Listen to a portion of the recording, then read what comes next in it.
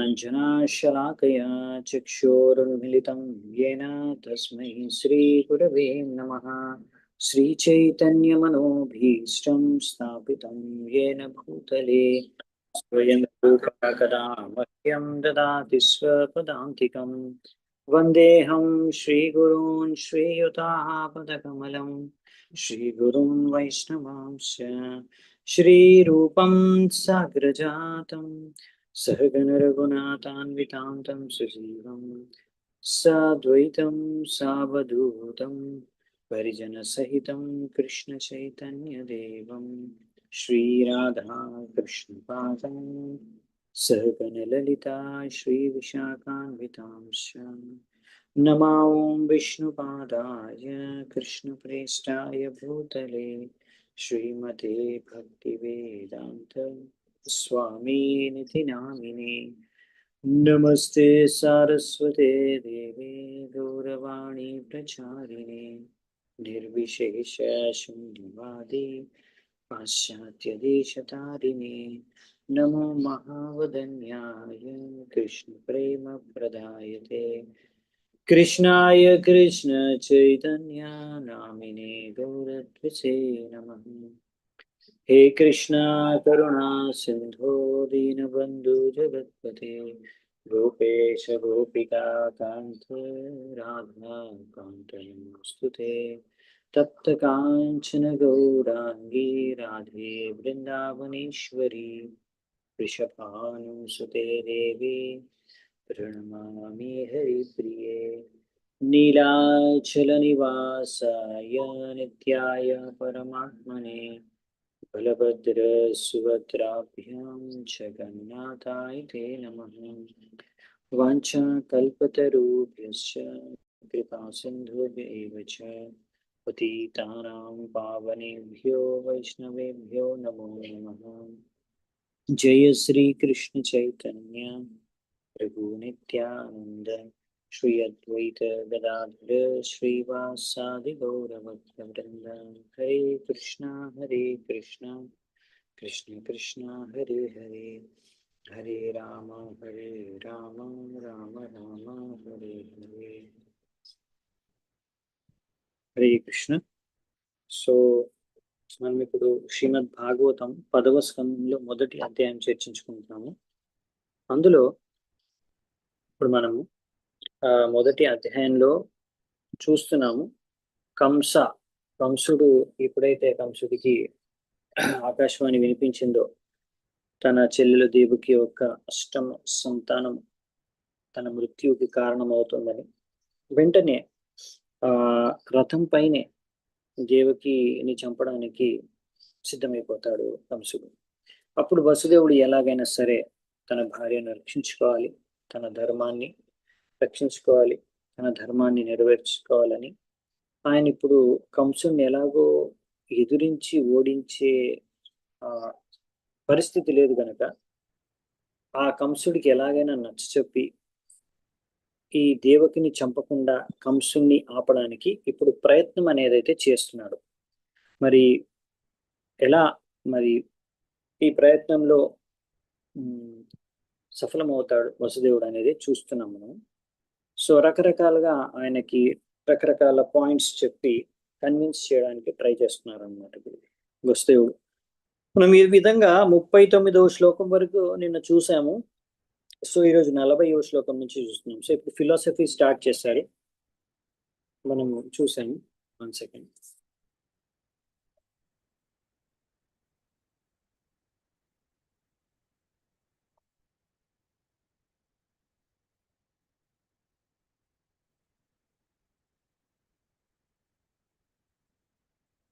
So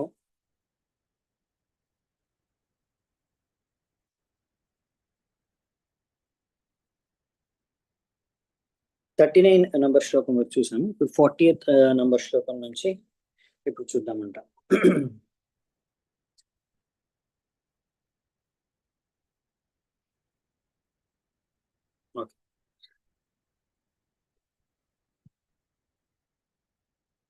వ్రజం తిష్టన్ పదైకేన యతైవైకేన గచ్చతి యథా తృణ జలౌ కైవం దేహి కర్మా గతిం గతః. సో నెక్స్ట్ ఏం చెప్తున్నారంటే ఇక్కడ, ఎలాగైతే ఒక వ్యక్తి మనము నడుస్తూ ఉన్నప్పుడు రోడ్డు పైన మనం ఎలా నడుస్తాము, ఒక కాలు ఎత్తిన తర్వాత ఆ కాలు ఎత్తిన కాలు ఇంకొక ముందు అడుగు వేసిన తర్వాత, ముందు అడుగు పెట్టిన తర్వాత నెక్స్ట్ వెనకాల కాలు ఎత్తుతాం. అంటే ఫస్ట్ మనం నడుస్తున్నప్పుడు రెండు కాళ్ళు ఒకేసారి ఎత్తాం కదా, ఒక కాలు భూమి మీద ఉంటుంది, ఇంకో కాలు ఎత్తుతాము, అలా ముందుకెళ్ళి ల్యాండ్ అయినప్పుడు నెక్స్ట్ వెనకాల కాళ్ళు ఎత్తి మళ్ళీ ముందుకు అలా నడుస్తాం. అలా రెండు ఒకేసారి కాళ్ళు ఎత్తాము, ఈ రెండు ఒకేసార్లు రెండు కాళ్ళు కదలకుండా ఉంటే కూడా కదలలేము. సో ఆ విధంగా ఒక కాలు సపోర్ట్ తీసుకొని ఇంకో కాలు ఎత్తి మనం ముందుకెళ్తాము. అలాగే లేకపోతే ఇంకో ఉదాహరణ ఇక్కడ చెప్తున్నారు, ఒక వామ్ అంటే కొన్ని పురుగులు ఉంటాయి, అవి ఒక కూరగాయలని అటాక్ చేస్తాయి, కూరగాయలని తింటాయి. అవి ఒక కూరగాయ నుంచి ఇంకో కూరగాయకి లేకపోతే ఒక కూరగాయ నుంచి ఇంకొక లీఫ్ లేకపోతే ఆ పత్త పైనకి వెళ్తుందన్నమాట, ఆకుపైకి ఒకటి త్యాగం చేసి ఇంకొకటి, అంటే ఒక కూరగాయలో ఉందనుకో, కూరగాయని త్యాగం చేసి ఆకుపైనకి వెళ్తుంది. ఒకేసారి రెండింటి మీద ఉండదు, అలాగని దేని మీద ఉండకుండా కూడా ఉండలేదు అనమాట. సో బేసికల్లీ ఇదే విధంగా చెప్పేది ఏంటంటే, ఆత్మ కూడా ఇప్పుడు ఒక శరీరంలో ఉంది, అలాగే ఈ శరీరాన్ని వదిలేసినప్పుడు ఇంకో శరీరాన్ని గ్రహిస్తుంది. ఇప్పుడు ఈ ఉదాహరణ ఎందుకు చెప్తున్నాడు వసుదేవుడు కంసుడికి, పాయింట్ ఏంటంటే చెప్పేది ఏంటంటే ఇక్కడ వసుదేవుడు, నువ్వు అంతెందుకు టెన్షన్ తీసుకుంటున్నావు, అంటే ఈ నువ్వు చనిపోతే ఈ శరీరం ఫినిష్ అయిపోతుంది కరెక్టే, అంటే ఏంటి నువ్వు ఫినిష్ అయిపోతావా? లేదే, ఈ శరీరం ఫినిష్ అయిపోతే నీకు ఇంకో శరీరం దొరుకుతుంది, ఆ ఇంకో శరీరంలో నువ్వు వెళ్తావు. కాబట్టి నువ్వు అంతగా కంగారు పడాల్సిన అవసరమే లేదు. సో ఆయన చెప్పదలుచుకునేది ఏంటంటే, నువ్వు ఎందుకు అంత భయపడుతున్నావు?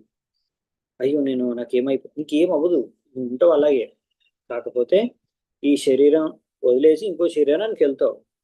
ఎలాగైతే ఒక పురుగు ఒక కూరగాయను వదిలేసి ఆకు మీదకి వెళ్తుందో, లేకపోతే మనము నడిచేటప్పుడు ఒక కాలు ఎత్తి ఇంకో కాళ్ళు ఎత్తి ఇంకో చోటుకి వెళ్తాము, అంతేగాని దానికి నువ్వు ఇంత భయపడాల్సిన అవసరం లేదు, అంతా ఫినిష్ అయిపోతుంది.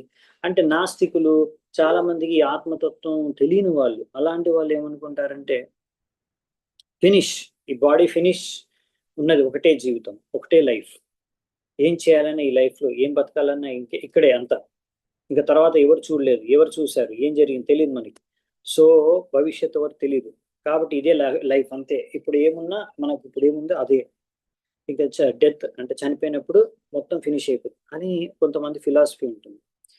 అదేంటంటే వాళ్ళకి తెలివి లేని వాళ్ళు, బుద్ధి లేని వాళ్ళు, అజ్ఞానులు అనమాట వీళ్ళందరూ. అలాగే మనకి అంటే భగవద్గీతలో అన్నారు వాళ్ళని, నేను అనట్లేదు. సో అలాంటి అజ్ఞానులు వాళ్ళు ఇలా ఆలోచిస్తారు. సో అలా కొంతమంది ఏంటంటే అలాంటి అజ్ఞానులు మన ఇస్కాన్ని ఇది బ్రెయిన్ వాషింగ్ మూమెంట్, ఈ హరే కృష్ణ వాళ్ళు వీళ్ళంతా బ్రెయిన్ వాషింగ్ అంటే ఏదో ఏదో చెప్పేసి మాయమాటలు చెప్పేసి మన మైండ్ని చేంజ్ చేసేస్తున్నారు అని వీళ్ళు చెప్తున్నారు. కానీ ఇక్కడ విషయం ఏంటంటే ఈ సైంటిస్టులు, ఫిలాసఫర్లు, పెద్ద పెద్ద నేతలు, లీడర్స్ వీళ్ళందరికీ వాళ్ళకి బ్రెయిన్ లేదంటున్నారు ప్రభుపాద వారికి. ఎందుకు బ్రెయిన్ లేదంటున్నారు? ఎందుకంటే వాళ్ళకి విషయం తెలియట్లేదు, వాళ్ళు ఈ విషయాన్ని అర్థం చేసుకోలేకపోతున్నారు. సో ఈ పాయింట్ అనేది చాలా ఇంపార్టెంట్ అనమాట. ఎందుకంత భయపడుతున్నారు మీరు? చావు అంటే ఎందుకంత భయం మీకు? ఏమవుతుంది చావులో? ఏమీ అవ్వదు, మీరు శరీరాన్ని మార్చి ఇంకో శరీరానికి వెళ్తారు అంతే. ఇప్పుడు ఈ షర్ట్ చినిగిపోతే ఇంకో షర్ట్ వేసుకుంటాము, అది మీకు తెలుసు క్లియర్గా, నా దగ్గర రెడీగా ఇంకో షర్ట్ ఉంది, కొత్త షర్ట్ ఉంది. సో అలాంటప్పుడు ఈ షర్ట్, ఈ కుర్తా చినిగిపోయినప్పుడు, ఈ కుర్తా పాడైపోయినప్పుడు మనకి దగ్గర రెడీగా ఆల్రెడీ ఇంకో కుర్తా రెడీగా ఉన్నప్పుడు టెన్షన్ తీసుకోవడం అండి. మన దగ్గర రెడీ ఉంది ఆల్రెడీ కుర్తా, సో ఆ కుర్తా వేసుకుంటాము. సో అంతగా భయపడాల్సిన అవసరం లేదు, అయ్యో ఏమైపోతుంది ఎలా అని. సో ఎందుకంటే ఈ భయంతోనే జనాలు జీవిస్తున్నారు. సో అలాంటి భయాన్ని తొలగించే సిద్ధాంతం భగవద్గీతలో ఉంది. సో అందుకనే ఇక్కడ ఈ యొక్క విషయాన్ని చెప్తున్నారనమాట. సో ఇంత భయపడాల్సిన అవసరం లేదు నువ్వు చావుకి. ఫస్ట్ ఒక పాయింట్ చెప్పారు, ఎలాగో చేస్తావు, పుట్టిన వాళ్ళు చావక తప్పదని, ఎలాగో చావు అనేది ఫిక్స్. మళ్ళీ ఇంకోటి ఏంటంటే చచ్చినంత మాత్రం నువ్వు మొత్తం ఫినిష్ అయిపోవు. మరి ఎందుకు భయపడుతున్నావు, ఎందుకు ఇంత కంగారు, ఎందుకు ఇంత టెన్షన్? సో ఎందుకు ఎలాగో చనిపోయే శరీరానికి, ఎలాగో నాశనం అయిపోయే శరీరాన్ని రక్షించుకోవడానికి ఇన్ని పాపాలు చేయడానికి అవసరమా? ఎందుకంటే పాయింట్ ఇక్కడ మనకి చెప్తారన్నమాట. నెక్స్ట్ ఇంకా శ్లోకాల్లో కూడా చూస్తాం మనం. 41వ శ్లోకం. స్వప్నే యథా పశ్యతి దేహమీదృశం మనోరథేనాభినివిష్ట చేతనః దృష్టశ్రుతాభ్యాం మనసానుచింతయన్ ప్రపద్యతే తత్కిమపి హ్యపస్మృతి.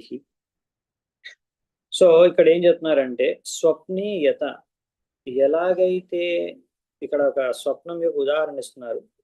సో బేసికలీ ఇక్కడ విషయం ఏంటంటే ఒక వ్యక్తి ఎలాగైతే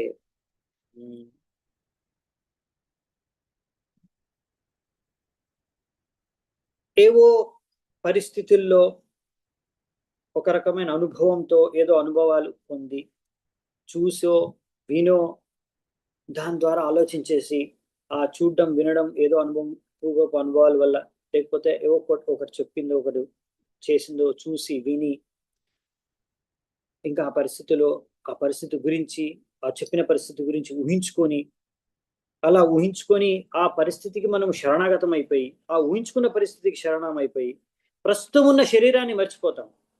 అంటే ఇక్కడ చెప్పేది ఏంటంటే ఒక విధంగా ఇప్పుడు కంసుడు ఇప్పుడు అక్కడ ఆకాశవాణి విని భవిష్యత్తులో ఏం జరుగుతుందో తన శరీరానికి ఊహించుకొని భయపడి ఆ ఇప్పుడు ఆ పరిస్థితికి ఇప్పుడు శరణాగతం అయిపోయి ప్రస్తుతం ఈ శరీరాన్ని మర్చిపోతున్నాడు. ఇప్పుడు ఈ శరీరంలో ఏం చేస్తున్నాడు, ఈ శరీరంతో ఏం చేస్తున్నాడు అనే విషయాన్ని మర్చిపోతున్నాడు. ఎలాగైతే రాత్రిపూట పడుకున్నప్పుడు స్వప్నే యథా పశ్యతి, స్వప్నంలో కలలో పడుకొని ఉన్నప్పుడు కలలు కంటారు. ఆ సమయంలో మనము ఏవేవో కొత్త కొత్త శరీరాల్ని ధరించినట్టు కలలు కంటూ ఉంటాం. అప్పుడు మనం ఏ శరీరంలో ఉన్న విషయాన్ని మర్చిపోతాం. అలాంటి సమయంలో మనము ఆ వేరే శరీరాలు ఏదైతే ప్రవేశించామో స్వప్నంలో ఊహించుకుంటామో కలలో, అదే మనము అని ఊహించేసుకొని జీవిస్తూ ఉంటాం కలలో. అవునా? ఒక్కొక్కసారి. సో అలాగే అలాంటిదే ఇప్పుడు ఎలాగైతే మీరు భవిష్యత్తులో ఏదో పరిస్థితిలో ఎలాంటి శరీరం ఉంటుందని ఊహించుకొని ఇప్పుడే ఫీల్ అయిపోతూ ఉన్నారు, లేకపోతే స్వప్నంలో వేరే వేరే శరీరాల్లో ధరించేసామనేసి ఇప్పుడున్న శరీరాన్ని మర్చిపోయి ఫీల్ అయిపోతున్నారు. అలాగే ఆ ఇప్పుడున్న శరీరం కూడా మీరు వదిలేసి మృత్యు తర్వాత ఇంకో శరీరాన్ని ధరిస్తారు. అంటే విషయం ఏంటంటే చెప్పేది ఏంటంటే మీరు ఈ విధంగా ఇది ఫిక్స్. ఎలాగైతే స్వప్నంలో వీరు వేరే శరీరాలను ధరించినప్పుడు ఈ శరీరం మర్చిపోతారు, అలాగే మీరు ఈ చనిపోయిన తర్వాత ఇంకో శరీరాన్ని ధరిస్తారు, అప్పుడు ఈ శరీరాన్ని మర్చిపోతారు. ఇప్పుడు ఎలాగైతే ఆ పరిస్థితిని భవిష్యత్తులో ఉన్న ఆ విషయాన్ని ఆలోచించి ప్రస్తుతంలో మీరు ఏవో కార్యాలు చేస్తున్నారు, దాంట్లో మునిగిపోయి భవిష్యత్తులో ఏం జరుగుతుందనే దాని గురించి మునిగిపోయి చాలా మంది ఏంటంటే ఇప్పుడు ప్రస్తుతం జీవితాన్ని జీవించడం మానేసి ప్రస్తుతం హాయిగా ఏ టెన్షన్ లేకుండా జీవించవచ్చు, కానీ లేనిపోని టెన్షన్లు ఊహించుకొని భవిష్యత్తులో ఏం టెన్షన్లు రావచ్చో, ఏం సమస్యలు రావచ్చో ఆ ఊహించుకొని భయపడి ఆ భయంలో జీవించేస్తూ ఉంటారు. ప్రస్తుతం ఉన్న శరీరాన్ని, ప్రస్తుతం ఉన్న సిచ్యువేషన్ని మర్చిపోయి భవిష్యత్తులో లేని సమస్యల్ని, లేని సిచ్యువేషన్లని, లేని భయాల్ని సృష్టించుకొని ఊహించుకొని భయపడి జీవిస్తూ ఉంటారు. రకరకాల టెన్షన్లు పడుతుంటారు, రకరకాల రోగాలకు గురవుతూ ఉంటారు.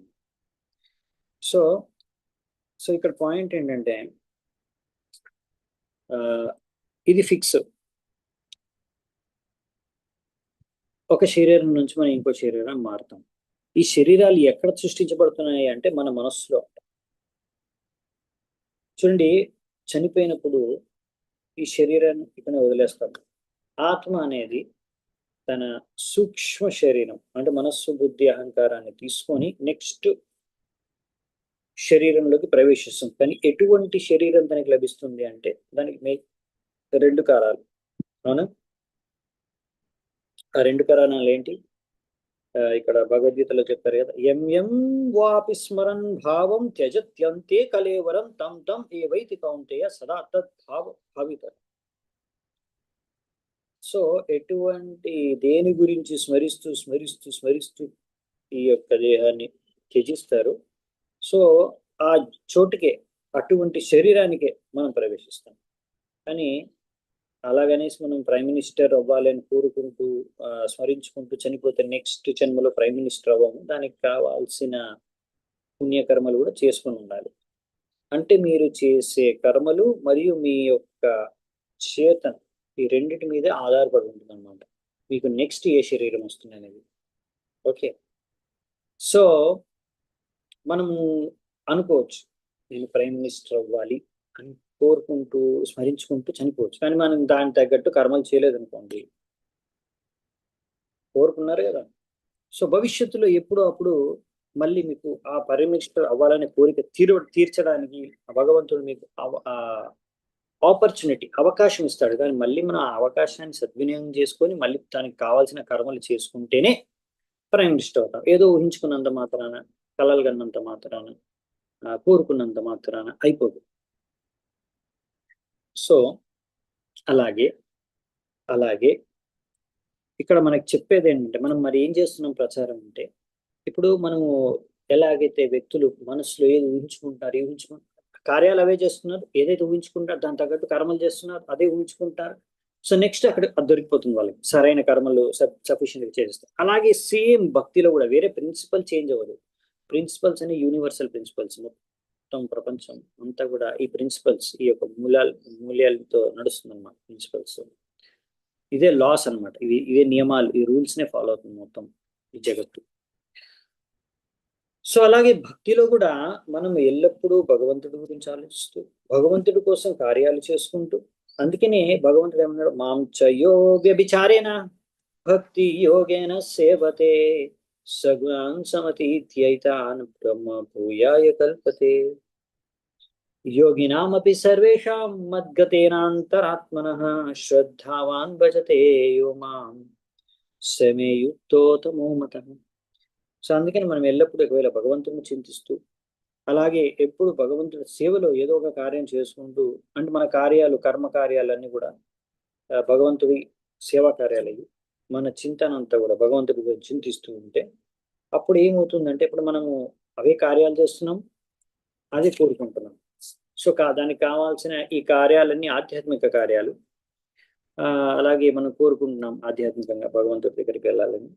సో అప్పుడు ఏమవుతుందంటే, ఈ విధంగా సంపూర్ణంగా భగవంతుడు భక్తిలో మనం చేయాలని కోరుకుంటూ ప్రాక్టీస్ చేసి ట్రై చేస్తుంటే చాలండి,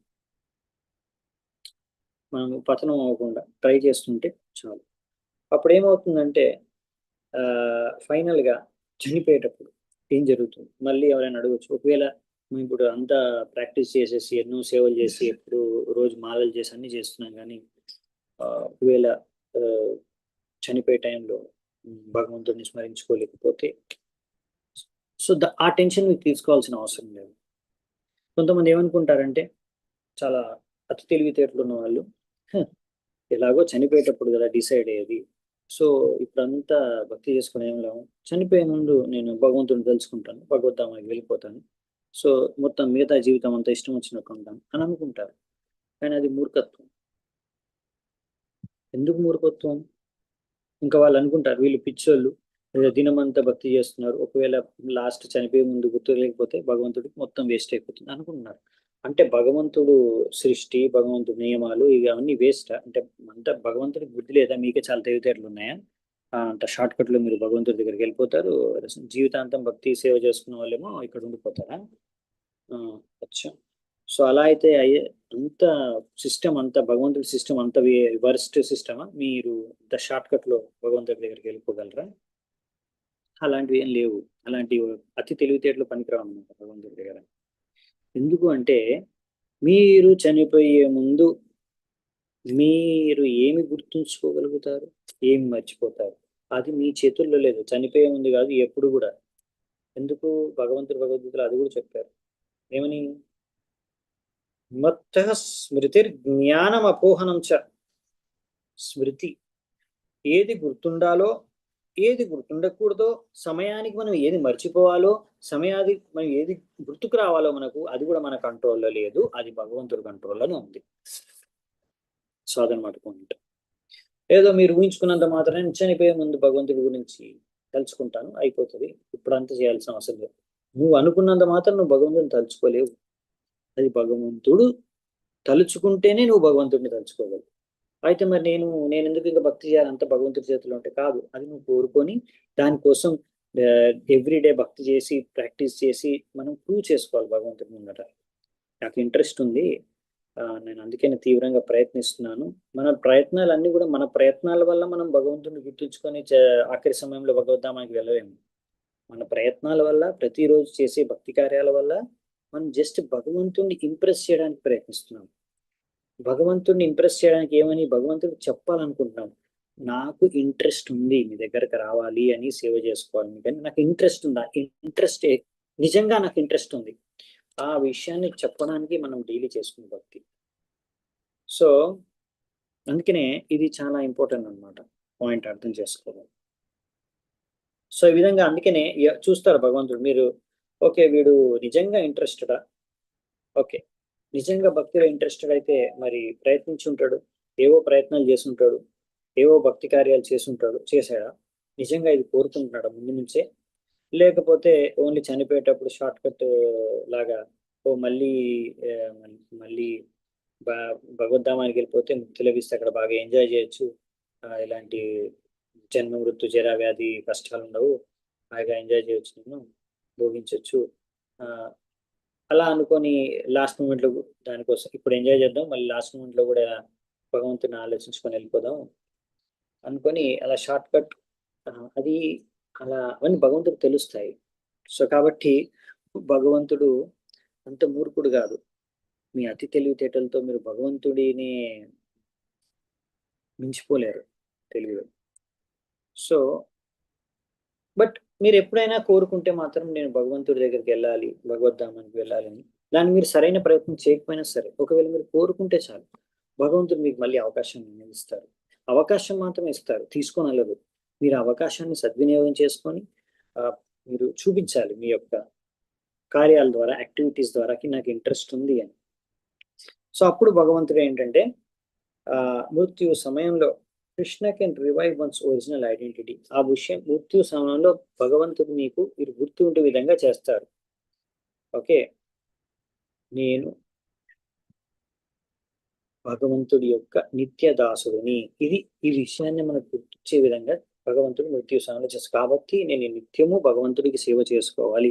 సో అటువంటి ప్రదేశానికి నేను, అటువంటి శరీరానికి నాకు లభించే విధంగా చూడండి, నేను నిత్యము భగవంతుడికి సేవ చేసుకునే విధంగా, ఎటువంటి ఆటంకం లేకుండా. సో అది భగవద్ధామంలో సంభవం అన్నమాట. సో అందుకనే ఆ పొజిషన్కి వెళ్ళి భగవద్ధామానికి వెళ్ళాలి అంటే మనము సవై మన కృష్ణ పదారవిందయో వాచాంసి వైకుంఠ గుణానువర్ణని అంబరీష్ మహారాజు చేసుకునే విధంగా భక్తి చేసుకోవాలి ఆయన ఉదాహరణ మనకి. సో అందుకనే ప్రభుపాల్ వారు ఇక్కడ ఫిలాసఫీ ఉంది, అందరికి స్టోరీ కావాలి, కానీ ఇది అర్థం చేసుకోవడం చాలా ఇంపార్టెంట్. ఇక్కడ ఫిలాసఫీ చెప్తున్నాడు. ఇక్కడ చూడండి, మనం చూస్తున్నాం ఇప్పుడు వసుదేవుడు ట్రై చేస్తున్నాడు, కానీ కంసుడి నుంచి ఏం రెస్పాన్స్ రావట్లేదు. వసుదేవుడు ఇంకో శ్లోకం చెప్తున్నాడు ఫిలాసఫీ తీసుకొని, అంటే ఆ ముందున్న శ్లోకం ఇంకా పని చేయలేదని, లేకపోతే ఇంకా దాంతో పని అవ్వలేదు, సరిపోలేదు, ఇంకోటి చెప్పాలి, ఈ శ్లోకం ఇంకో పాయింట్ చెప్పాలి, వీడు ఆపట్లేదు, కన్విన్స్ అవ్వలేదు ఇంకా. సో అలా ఫిలాసఫీ, ఎందుకంటే వాడికి పెద్ద ఇంట్రెస్ట్ లేదన్నమాట వినడానికి. ఇక్కడ కంసుడికి ఏం సో చెప్తున్నాడు అతని వసుదేవుడు, ఇంత ఫిలాసఫీ ఇంట్రెస్ట్ చూపించట్లేదు కంసుడు. వసుదేవుడు ట్రై చేస్తున్నాడు. సో మనం కూడా అలా ఫిలాసఫీ మీద ఇంట్రెస్ట్ చూపించకపోతే సార్ మనకి మరి కంసుడికి పెద్ద డిఫరెన్స్ ఉండదు. సో అందుకనే ఒక భక్తుడికి కంగారు పడాల్సిన అవసరం లేదు. అరే నేను ఇప్పుడు డైలీ బాగానే భక్తి చేసుకుంటున్నాను, ఇప్పుడు బాగానే ఉన్నాను, శరీరం బాగుంది, భక్తి చేసుకుంటున్నాను, రేపు ఏమైనా అయిపోయి నేను సడన్ గా చనిపోతే, ఆ సమయంలో చనిపోయే ముందు భగవంతుడిని గుర్తు చేసుకోకపోతే ఎలా ఎలా ఎలా టెన్షన్ పడాల్సిన అవసరం లేదు. అదే మనకి ఇక్కడ తాత్పర్యం ప్రభుపాద వారు చెప్తున్నారు. ఒకవేళ మృత్యు ముందు మీరు కోమాలోకి వెళ్ళిపోయారు, లేకపోతే మతి స్థిమితం సరిగ్గా లేదు, లేకపోతే సడన్ గా యాక్సిడెంట్ అయిపోయిందో, రాత్రి పడుకున్నప్పుడు నిద్రలో చనిపోయారు, ఇలాంటి ఏదో పరిస్థితిలో మీరు చనిపోయారు, అక్కడ మీకు భగవంతుడి గురించి ఆలోచించుకునే స్పృహ కానీ, చేతన కానీ, సమయం కానీ దొరకలేదు అనుకోండి. ఆయన అప్పుడు ఇలా మరి ఏమవుతుంది ఏమవుతుంది ఏమీ టెన్షన్ తీసుకోవాల్సిన అవసరం లేదు.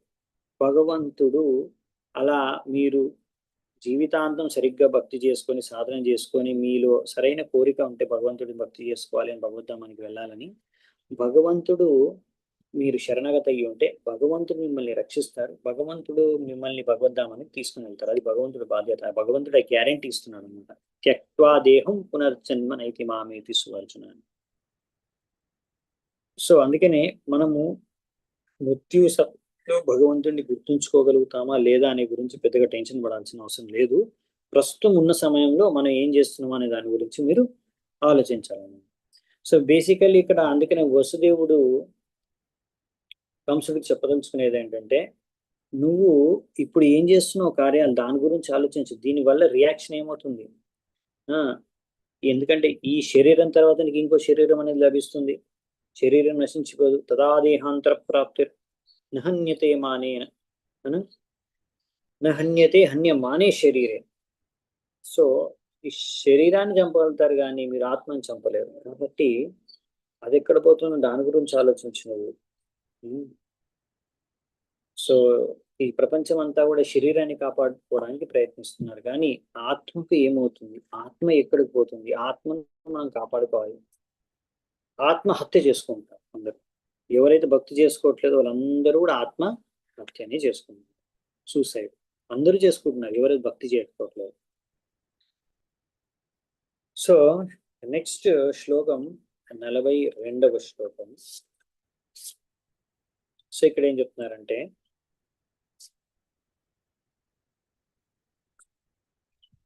యతో యతో ధావతి దైవ చోదితం మనోవికారాత్మకమాపపంచసు గుణేషు మాయా రచితేషు దేహ్యసో ప్రపద్యమాన సహతేన జాయతే. ఇప్పుడు మృత్యు సమయంలో ఎవరు ఎలాగైతే ఆలోచిస్తున్నారో, వారి యొక్క భావన ఏంటో, వారి యొక్క మనస్సులో కోరిక ఏంటో, అలాగే వాళ్ళు చేసిన కార్యకర్మలు ఏంటో దాన్ని బట్టే వాళ్ళకి ఇంకొక శరీరం అనేది లభిస్తుంది. సో వసుదేవుడు చెప్పాలనుకున్నాడు కంసుడికి చెప్పే పాయింట్ ఏంటంటే, సో నువ్వు ఈ మనస్సులో ఎటువంటి కోరికలు ఉన్నాయి, నువ్వు ఎటువంటి కార్యాలు ఇప్పుడు చేస్తున్నావు, దాన్ని బట్టే కదా నీకు వచ్చే శరీరం నెక్స్ట్. అది కంపల్సరీ. కాబట్టి ఇదంతా కూడా నీ మనస్సు ఎలా ఉంది అనే దాని మీద ఆధారపడి ఉంటుంది. సో ఈ మనస్సు చంచలంగా ఉండడం కారణంగానే, ఇది ఆలోచిస్తూ ఉండడం కారణంగానే నువ్వు ఇంకొక శరీరాన్ని చేంజ్ చేయాల్సి వస్తుంది. ఒక శరీరం నుంచి ఇంకో శరీరానికి వెళ్ళాల్సి వస్తుంది. లేకపోతే సరిగ్గా ఆత్మ సాక్షాత్కారం ఒకవేళ అవ్వగలిగితే నీకు ఆధ్యాత్మిక శరీరంలోనే నువ్వు ఉండిపోతావు. శరీరం కొత్త శరీరాలు, భౌతిక శరీరాలు తీసుకోవాల్సిన అవసరం అనేది ఉండదు. అవునా? సో ఈ మనస్సు అనేది చంచలం అన్నమాట. అది భగవద్గీతలో అర్జునుడు చెప్పాడు, చంచలం హి మనః కృష్ణ ప్రమాతి బలభద్రుడం తస్యాహం నిగ్రహం మన్యే వాయోరివసు దుష్కరం. సో వాయోరివసు దుష్కరం అంటే వాయువుని నియంత్రించడం కన్నా కూడా కఠినమైనది మనస్సు. పోలుస్తున్నాడు. అందుకని వాయువుని నియంత్రించడం చాలా కష్టం. మీరు ఎప్పుడైనా చూస్తుంటే గాలి గట్టిగా వీచినప్పుడు, అంటే తుఫాన్ గాలిలో వచ్చినప్పుడు, సుడి గాలిలో వచ్చినప్పుడు, అప్పుడు అవి ఎవరు కంట్రోల్ చేయలేరు, టార్నాడోస్. సో అది కంట్రోల్ చేయడం చాలా కష్టం. సో దానికన్నా కష్టమైంది మనస్సును కంట్రోల్ చేయడం అర్జునుడు.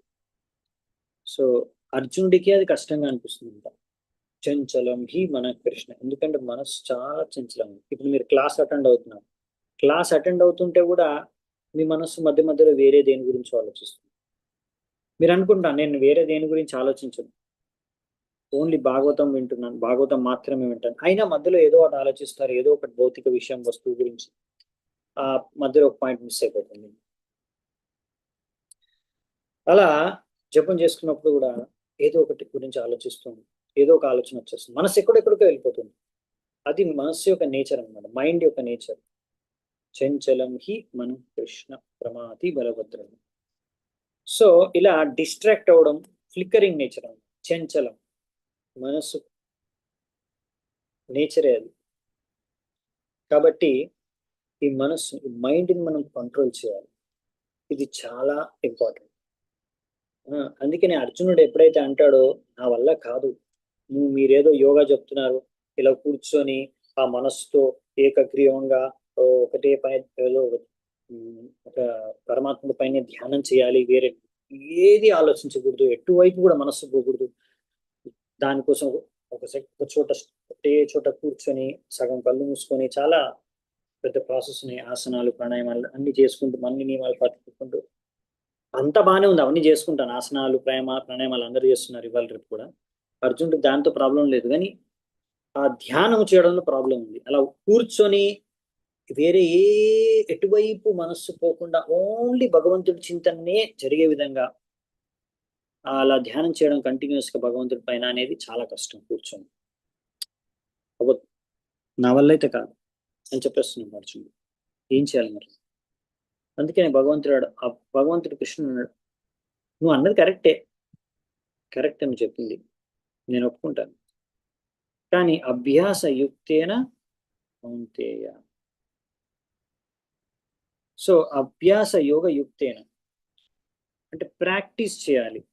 ప్రాక్టీస్ ఇంకా ముందు కాలాల్లో ప్రాక్టీస్ చేసి వాళ్ళు మనసును నియంత్రించుకోగలిగారేమో కొంతమంది సక్సెస్ఫుల్గా, కానీ కలియుగంలో అయితే అది ప్రాక్టికల్ కాదు. కలియుగంలో చాలా కష్టం. కలియుగంలో మనస్సును నియంత్రించి ఉంచడం అనేది ఈ యొక్క యోగ పద్ధతి ద్వారా, అష్టాంగ యోగ పద్ధతి ద్వారా చాలా చాలా కష్టం అన్నమాట.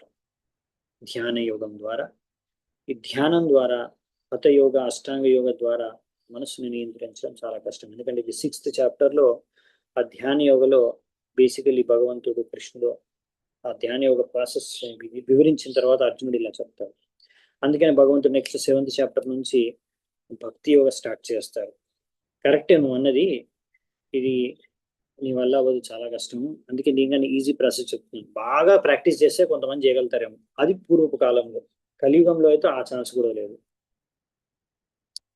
ఇంకా కలియుగంలో ఏ యుగంలో అయినా సరే అన్నిటికన్నా easy and powerful and effective process ఏంటంటే భక్తి యోగం. సో ఈ భక్తి యోగ ద్వారా మనము మనస్సును నియంత్రించుకోవచ్చు. అందుకనే మనకి చేతన మహాప్రభు ఈ మహామంత్రాన్ని జపించమని, తద్వారా మనస్సును మనం నియంత్రించుకోవచ్చని నేర్పించారు. హరేర్నామ హరేర్నామైవ కేవలం. ఈ కలియుగంలో ఇది మాత్రమే మన మనస్సుని నియంత్రించగలదు. వేరే ఎవరు ఏది కూడా మనస్సును నియంత్రించలేదు. So this is the point అన్నమాట, విషయం. సో ఇక్కడ పాయింట్ అందుకే చెప్పారు, మన మనస్సుని మనం భగవంతుడి పైన ఎలా నియంత్రించుకోగలుగుతామంటే హరే కృష్ణ మహామంత్రం జపించి, అప్పుడు మన మనస్సుని ఎప్పుడు భగవంతుడి పైన పాదపద్మాల పైన కేంద్రీకరించుకోగలం. సో ఇదే ప్రాసెస్ కలియుగంలో, వేరే ప్రాసెస్ లేదు. ఇది కూడా చాలా మంది కష్టంగా ఉంటుంది. జపం చేసుకునేటప్పుడు కూడా చాలా మందికి మనం అందరికీ చాలా మందికి ఇది చాలా కష్టమైన ప్రాసెస్, కానీ ప్రాక్టీస్ చేయాలి. ఇది ప్రాక్టీస్ చేయొచ్చు అట్లీస్ట్. హఠయోగ అష్టాంగ యోగా చేయడం ఇంకా చాలా చాలా కష్టం. ఇది అట్లీస్ట్ ప్రాక్టీస్ అయినా చేయొచ్చు. మాయా సుఖాయ ఘోరం ఉద్వహతో విమూఢా. సో చాలా మంది ఏంటంటే ఈ యొక్క మనస్సు ఎక్కడికి తీసుకెళ్తే అక్కడికి వెళ్ళి అదే ఈ భౌతిక ఆనందాల్లో వేరిస్తూ ఇదే ఈ సుఖంలోనే మునిగిపోయి ఉంటున్నారు. వాళ్ళని ఇక్కడ విమూఢ అని అన్నారు. అంటే విశేష రూపంలో మూఢ అంటే విశేషమైన మూర్ఖులు అని. ఎందుకంటే వాళ్ళు ఈ మూర్ఖులు ఏం చేస్తారంటే మనస్సుతో ఆలోచిస్తూ ఉంటారు. ఆనందం ఎలా దొరుకుతుంది భౌతిక ప్రపంచంలో? ఒక మంచి పెద్ద బంగ్లా కట్టుకున్నాను అనుకోండి, బాగా ఆనందంగా ఉండొచ్చు. నాకు ఇలాంటి ఫెసిలిటీస్, ఇలాంటి ఆహారం నిద్రకి అన్నిటికీ మంచి ఫెసిలిటీస్ భోగించడానికి అన్ని ఇంద్రియాలకు కావాల్సిన వస్తువులు విషయాలు దొరికిపోతే దానికోసం ప్రయత్నించడం ప్లాన్లు వేయడం ఇవన్నీ చేస్తూ ఉంటారు. కానీ అలా తెలియదు. మీరు ఎన్ని ప్లాన్లన్నా వేసుకోండి, ఎంత పరిశ్రమను చేయండి, లాభం ఏంటి? మృత్యు సర్వహరస్యాహం, మృత్యు రూపంలో వచ్చి మీరు భౌతికంగా ఎన్ని సాధించారు అన్ని ఫినిష్. ఎందుకంటే మీరు వెళ్ళేటప్పుడు ఏమి తీసుకొని వెళ్ళలేరు, అందరికీ తెలుసు. ఆయన పాయింట్ ఏంటంటే సరే వెళ్ళేటప్పుడు ఏమి తీసుకొని వెళ్ళినా కూడా ఉన్నప్పుడైతే మనకు కావాలి, ఉన్నప్పుడైతే ఎంజాయ్ చేసుకోవచ్చు కదా, దానికోసం కావాలి. కాకపోతే ఫ్రస్ట్రేషన్ ఎక్కడ వస్తుందంటే అంత బాగా సంపాదించి అంత ఎంజాయ్ చేసుకున్నాం అనే టైంకే హెల్త్ ప్రాబ్లమ్స్, లేకపోతే ఫ్యామిలీ గొడవలు, లేకపోతే చనిపోవడము, ఇలాంటివన్నీ జరుగుతాయి. సో చాలా కష్టం అయిపోతుంది, భోగించలేకపోతారు, ఫ్రస్ట్రేషన్ వచ్చేస్తుంది. సో అందుకని యాక్చువల్లీ ఏంటంటే ఇలా ప్లాన్లు వేసుకొని మెటీరియల్గా ఎంజాయ్ చేయాలనేసి దానికోసం ప్రయత్నించే వాళ్ళని ఇక్కడ మూర్ఖులుగా సంబోధించారు కృష్ణుడు. ఎందుకంటే మీరు శ్రమ అంతా వేస్ట్ చేస్తున్నారు, ఇంత కష్టపడి సంపాదించారు, ఏం లాభం? మీరు దాన్ని తీసుకుని వెళ్ళలేరు. సో ఇక్కడ పాయింట్ ఏంటంటే మనము ఎక్కడికి వెళ్తాం నెక్స్ట్ అనేది శ్లోకంలో చెప్తారు భగవద్గీతలో. ఊర్ధ్వం గచ్చంతి సత్వస్థ మధ్యే తిష్టతి రాజస జగన్య గుణవృత్తిస్థ అదో గచ్చంతి తామస. సత్వగుణంలో నివసిస్తే పైలోకాలకు వెళ్తాం, స్వర్గలోకాలు. రజోగుణంలో నివసిస్తే ఇక్కడే ఉండిపోతాం. తమో గుణంలో మనం నివసిస్తే ఇంకా కింది లోకాలకు కానీ, ఇప్పుడు మనిషి శరీరం కాకుండా కింది ఇంకా లోవర్ బాడీస్ పశువుల శరీరం కానీ మనకు లభించేస్తుంది.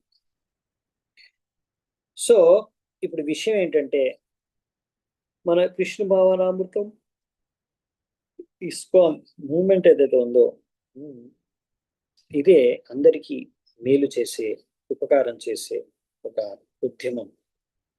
ఇంతకన్నా మంచి ఉపకారం ఎవరు, ఏ ఆర్గనైజేషన్, ఏ సంస్థ ఎవరికి చేయలేదు. ఎందుకంటే ఇస్కాన్ ద్వారా ఏం జరుగుతుందంటే ఒక వ్యక్తికి జన్మ మృత్యు చక్రం నుంచి ముక్తి లభించేసి అతను చేతన అనేది శుద్ధమైపోయి మళ్ళీ కర్మబంధంలో పడకుండా మనం రక్షిస్తున్నాం. అవునా? సర్వోపాధి వినిర్ముక్తం తత్పరత్వేన నిర్మలం.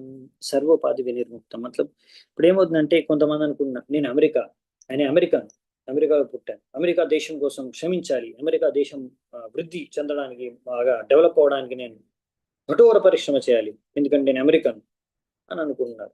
కొంతమంది అలాగే నేను భారతీయుడు, భారతదేశం కోసం నేను పోరాడతాను, భారతదేశం కోసం నేను శ్రమిస్తాను. సో మనం భారతీయులం కాదు, మనం అమెరికన్లం కాదు, మనం కృష్ణుడు యొక్క నిత్య దాసులం అనే విషయాన్ని మనం అర్థం చేసుకోవాలి. ఎందుకంటే ఇలా నేను ఇది, నేను అది, నేను ఈ కంపెనీ యొక్క యజమాని, ఈ కంపెనీ నేను చాలా కష్టపడి పరిశ్రమ చేసి మొత్తం ప్రపంచంలోనే నంబర్ 1 స్థాయికి తీసుకెళ్తాను. సో ఎందుకంటే నేను ఈ కంపెనీ నాది, ఇది నేను ఇక్కడ ఓనర్ని, నేను ఇక్కడ ఇన్ఛార్జ్ని. సో ఆ విధంగా ఐడెంటిఫికేషన్, ఇది నాది, ఇది నేను అనే ఐడెంటిఫికేషన్తో జనాలు ఏంటంటే జీవించేసి దానికోసం కృషి చేసేసి మొత్తం జీవితం వేస్ట్ చేసుకుంటుంది. సో అలా మనం అర్థం చేసుకోవాల్సింది ఏంటంటే సర్వోపాధి వినిర్ముక్తం. ఎప్పుడైతే అన్ని ఉపాధుల నుంచి నేను ఇది అది అనే విషయం నుంచి ముక్తి చెంది నేను ఓన్లీ మన ఉపాధి ఏంటంటే భగవంతుడి యొక్క నిత్య సేవకులం, నిత్య దాసులం అనే విషయాన్ని గుర్తించుకోగలిగితే మనం అప్పుడు నిర్మలంగా ఉంటుంది మన మనస్సు, శుద్ధమైపోతుంది. అసలైన శుద్ధం అవడం అంటే మనస్సు. అది మనస్సు శుద్ధమైందా లేదా మనకి ఎట్లా తెలుస్తుందంటే ఎప్పుడైతే మనము ఇలా ఆలోచించగలుగుతాము. చాలా మంది టైం దొరికితే చాలు రాజకీయాల గురించి, ఈ పార్టీ బాగుంటుంది, ఈ పార్టీ కరెక్ట్, నేను ఈ పార్టీ కరెక్ట్, రాంగ్, ఈ పార్టీ నేను ఈ పార్టీ కాదు, లేకపోతే నేను ఈ దేశం, అది ఈ దేశం, లేకపోతే ఈ విధంగా భౌతిక ఐడెంటిటీస్ అనమాట. ఇది మా జాతి, ఇది మా కులం, ఇది మా రాజ్యం, ఇది మాది స్టేట్, ఇది మా వంశం, లేకపోతే ఇది మా ఫ్యామిలీ. సో ఎప్పుడు మా నాన్న ఆ విధంగా భౌతిక కనెక్షన్స్ తో కనెక్ట్ అయ్యి ఇది నేను అనే ఐడెంటిఫికేషన్ జీవిస్తే మనం ఎప్పుడు కూడా భగవద్ధామానికి వెళ్ళలేము, ఎప్పుడు కూడా ప్రశాంతంగా ఉండలేము. మన మనస్సు ఎప్పుడు శుద్ధం అవ్వదు. మనస్సు శుద్ధం అవ్వడం అంటే ఏంటంటే సర్వోపాధి వినిర్ముక్తం. సో అది ఆ దానికోసం భక్తి చేస్తుంది. సో మనం ఏం చేయాలి మరి? ఋషికేశ సేవనం భక్తి యోగ ఉత్తమ వచ్చే భక్తి రుచ్యతే. సో మనము ఆ భగవంతుడికి మన ఇంద్రియాల ద్వారా సేవ చేసుకోవాలి. సో తద్వారా మనము ఈ భక్తి యోగ ద్వారా ఈ యొక్క భౌతిక జగత్తు విషయాలు వస్తువుల నుంచి వైరాగ్యం పొందాలి. సో ఇదే మన ఇస్కాన్ యొక్క ముఖ్యమైన ఉద్దేశం. ఈ ఉద్దేశాన్ని మర్చిపోతున్నారు జనాలు. ఇస్కాన్ ఏదో సోషల్ వెల్ఫేర్ ఆర్గనైజేషన్ కాదు, మెటీరియల్ వెల్ఫేర్ చేయదు, స్పిరిచువల్ వెల్ఫేర్ చేస్తుంది. అదే అల్టిమేట్ వెల్ఫేర్ అని. నెక్స్ట్ 43వ శ్లోకం. జ్యోతిర్యతైవోదక పార్థివేశ్వదః సమీరవేగానుగతం విభావ్యతే ఏవం స్వమాయా రచితేష్వసౌ పుమాన్ గుణేషు రాగానుగతో విముక్తి. సో ఇక్కడ ఏం చెప్తారు? ఇక మంచి ఎగ్జాంపుల్ ఇస్తున్నారు వసుదేవుడు కంసుడికి. ఆయన ట్రై చేస్తున్నాడు, వసుదేవుడు ఆయన పక్షం నుంచి వీలైనంత మంది ట్రై చేస్తున్నాడు, ఎలాగైనా సరే ఇతనికి ఏదో ఎలాగైనా నచ్చ చెప్దాము అని. ఇప్పుడు ఒక మంచి ఉదాహరణ ఇస్తున్నాడు. ఏమంటున్నాడంటే, చూడు, ఆకాశంలో నువ్వు చంద్రుణ్ణి చూస్తున్నావు, సూర్యుని చూస్తున్నావు, నక్షత్రాలు చూస్తున్నావు. అప్పుడప్పుడు అవి వాటి యొక్క రిఫ్లెక్షన్, వాటి యొక్క ప్రతిబింబం ఎక్కడో భూమి మీద ఒక నీళ్ళల్లో, అంటే మనం చూస్తాం కదా నీళ్ళల్లో చంద్రుడి యొక్క ప్రతిబింబం అలా, లేకపోతే సూర్యుడి యొక్క ప్రతిబింబం ఆయిల్లో పడుతుంది, లేకపోతే నీళ్ళల్లోనో ఆయిల్లోనో, అలాంటి లిక్విడ్స్ లో పడి మనకు అక్కడ ఒక షేప్, అక్కడ మీరు చంద్రుడు కొంచెం తేడాగా, లేకపోతే ఆ నీళ్లు కదిలినప్పుడు చంద్రుడు కూడా కదులుతున్నట్టుగా, లేకపోతే ఆ నీళ్లు ఇలా వేవ్స్ కదా, అంటే దేవులు అంటే అప్పుడు ఆ వేవ్స్ తో పాటు చంద్రుడు కూడా అలా వంకర అయిపోతున్నట్టు, సో షేప్ కొంచెం తేడాగా అయిపోయినట్టు మీకు కనిపిస్తూ ఉంటుంది, అవునా? కానీ అసలైతే అదంతా మూమెంట్, ఎయిర్ గాలి నీరు యొక్క మూమెంట్ కారణంగా, కదలికల కారణంగా మీకు కనిపిస్తుంది. సూర్యుడు చంద్రుడు వారి యొక్క రూపాలు ఆకారాలు కూడా కదులుతున్నాయి, చేంజ్ అయిపోతున్నాయి. కానీ విషయం ఏంటంటే, అసలు నిజంగా చెప్పాలంటే అక్కడ సూర్యుడు చంద్రుడు నక్షత్రాల యొక్క షేప్ ఏమి చేంజ్ అవ్వలేదు. అది యాక్చువల్ షేప్ కాదు. మీరు చూస్తున్నారే నీళ్ళలో, ఆ shape correct shape, exact shape కాదు, అవునా?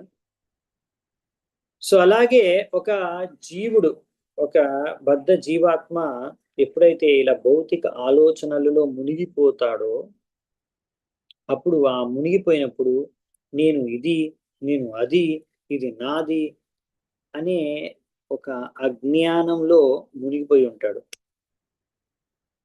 సో ఈ విధంగా అతను ఇదంతా కూడా 3 గుణాల ప్రభావితంతో అతనికి ఆలోచించడం, కార్యాలు చేయడం అనేది జరుగుతుంది భౌతిక చేతనలో. సో ఇలా జరుగుతుంది అన్నమాట. సో యాక్చువల్లీ ఇది మన అసలైన చేతన కాదు. చెప్పేది ఏంటంటే,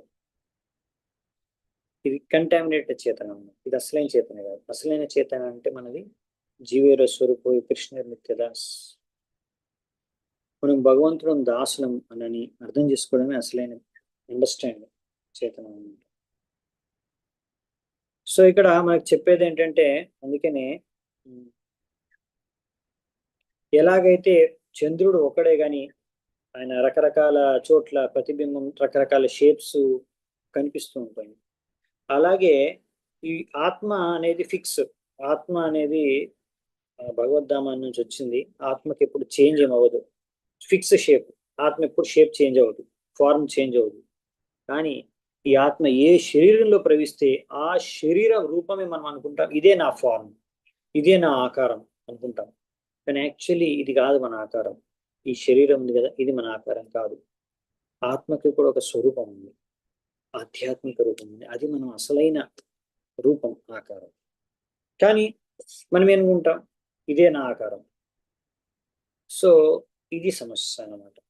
ఇదే మనం చేసే తప్పు, అజ్ఞానత కారణంగా, మోహమాయ యొక్క ప్రభావంతో దీన్నే ఇలా అనుకోవడమే, ఇదే నేను, ఇది నా ఆకారం, ఇది నేను అనుకోవడమే మాయ. నేను అమెరికన్, నేను ఇండియన్ అనుకోవడమే మాయ. సో మరి మనం అందుకని అర్థం చేసుకో, అంటే మనకు ఆకారమే లేదా, ఉంది సచ్చిదానంద రూపం భగవంతుడికి ఉంది, మనకు కూడా ఆధ్యాత్మిక రూపం ఉంది.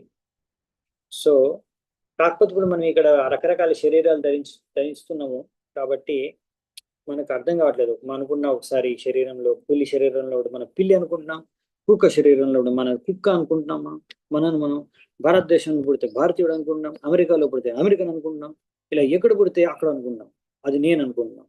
కానీ ఇది అసలైన పరిచయం కాదు మనది, ఇది అసలైన మన ఆకారం కాదు.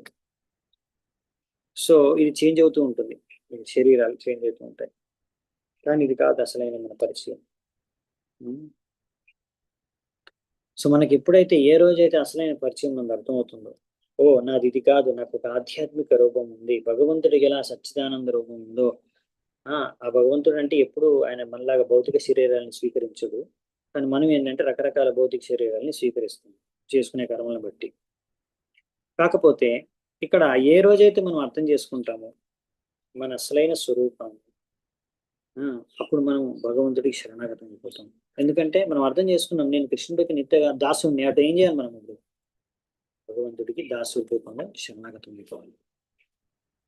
బ్రహ్మభూత ప్రసన్నాత్మ నశోచతి కాంక్షతి సమసర్వేషు భూతేషు మద్భక్తిం లభతే పరం. అందుకే కృష్ణుడు భగవద్గీత అన్నారు, ఎవరికి భక్తి అనేది లభిస్తుంది, మద్భక్తిం లభతే పరం, ఎవరికి భక్తి లభిస్తుంది, ఎవరైతే అలా అర్థం చేసుకున్నారో నేను ఆత్మని, బ్రహ్మభూత ప్రసన్నాత్మ, ఇంకా ఈ భౌతిక విషయాల గురించి ఆలోచించడం, ఏడవడం అనేది మానేసాము. న శోచతి నా కాంక్షతి, అది కావాలనుకోవట్లేదు, దానికోసం ఏడవట్లేదు లేదని. ఏ రోజు ఆ స్థాయికి వస్తామో మనము, భౌతిక వస్తువులు, విషయాలు, పేరు, ప్రతిష్ట, పూజ, లాభ, వీటన్నిటి కోసం ఏడవడం, వీటన్నిటి కోసం ఆశించడం ఏ రోజైతే మానేస్తామో ఆ రోజే మనం ఆధ్యాత్మిక స్థానానికి వచ్చామని అర్థం చేసుకోవచ్చు. ఇంకా మనం ఆశిస్తున్నాం అనుకోండి, నాకు ఈ పదవి కావాలి, ఈ సమ్మానం కావాలి, ఈ డబ్బులు కావాలి, ఈ భోగాలు చేసుకోవడానికి, భోగ విలాసాలు చేసుకోవడానికి ఈ వసతులు కావాలి, ఇది కావాలి, అది కావాలి భౌతికంగా, అంటే మనం ఇంకా బ్రహ్మభూత స్థానానికి రాలేదన్నమాట. అప్పటి వరకు మనం బ్రహ్మభూత ప్రసన్నాత్మ స్థాయికి అంతవరకు సమా సర్వేషు భూత అంటే అందరినీ కూడా సమాన దృష్టితో చూడ మొదలు పెట్టాం. అందరూ ఆత్మలే, ఏ శరీరంలో ఉన్న అందరూ ఆత్మలే, పండితా సమదర్శన, ఆ స్థాయికి మనం రావాలి. ఆత్మ ఆధ్యాత్మిక స్థాయికి రావాలి మన చేతన. ఇప్పుడు మనం చేస్తున్నాం, వీడు ఆ కులం, వీడు ఆ జాతి, వీడు ఆ దేశముడు, అలా ఇప్పటి వరకు కూడా మన ఐడెంటిఫికేషన్ ఎలా చూస్తున్నాం అంటే అతని శరీరంతో చూస్తున్నాం. ఇతను ఆ కులమోడు, ఈ జాతోడు, ఈ స్టేటోడు, ఈ కంట్రీ ఓడు, ఈ దేశపోడు. సో ఈ విధంగా ఎప్పటివరకు అయితే చూస్తూ ఉంటామో వ్యక్తుల్ని, లేకపోతే ఇది కుక్క, వీడు మనిషి, అందరూ ఆత్మలే. శునీచైవ స్వపాకేచ పండితా సమదర్శన, అందరిలో ఆత్మని, ఎప్పుడైతే ప్రతి జీవరాశిలో ఓన్లీ ఆత్మని చూసి అందరూ కూడా మనతో సమానం, మనలాగే సర్వేషు భూతేషు మద్భక్తిం లభతే పరం, అటువంటి వారికే భగవంతుడి భక్తి లభిస్తుంది. ఇప్పుడు మనం ప్రాక్టీస్ చేస్తున్నాం, మనకి ఇంకా శుద్ధ ప్రేమ భక్తి, శుద్ధ భక్తి లభించలేదు. అది ఎప్పుడు లభిస్తుందంటే ఈ విషయాన్ని అర్థం చేసుకున్నది. సో మన ప్రాబ్లం ఏంటంటే మనం అన్ని కోరుకుంటుంటాం, భౌతికంగా కూడా నాకు అన్ని కావాలి, అలాగే నేను భక్తి గురించి చేసుకుని నాకు శుద్ధ ప్రేమ, శుద్ధ భక్తి కావాలి. సో అది ఎప్పుడు అవ్వదండి. సో అందుకనే ఈ విషయాన్ని అర్థం చేసుకోవాలని ఇక్కడ చెప్తున్నారు అన్నమాట ప్రభుపాద వారి తాత్పర్యంలో. So Krishna himself explains the forms of the living entities in second chapter. అర్జునుడికి కృష్ణుడు భగవద్గీతలో ఏం చెప్పాడంటే, ప్రతి ఒక్కరు కూడా, ప్రతి ఒక్క ప్రాణి శాశ్వతం, ఆత్మ శాశ్వతం, నేను శాశ్వతం, నువ్వు శాశ్వతం అర్జునుడికి చెప్తాను. అర్జునుడు కూడా భయం ఏంటి, అర్జునుడు ఫస్ట్ భయం ఏంటి, యుద్ధం చేయకపోవడానికి కారణం ఏంటి, అందరూ చనిపోతారు, నాశనం అయిపోతారు, అందరూ ఫినిష్ అయిపోతారు. అదే అంటాడు కృష్ణుడు, నువ్వు ఎప్పుడు ఫినిష్ అవ్వలేదు, నేను ఎప్పుడు ఫినిష్ అవ్వలేదు, నువ్వు ఎప్పుడు ఫినిష్ అవ్వవు, నేను ఎప్పుడు ఫినిష్ అవ్వను. మరి ఏం ఫినిష్ అవుతుంది, ఈ శరీరం.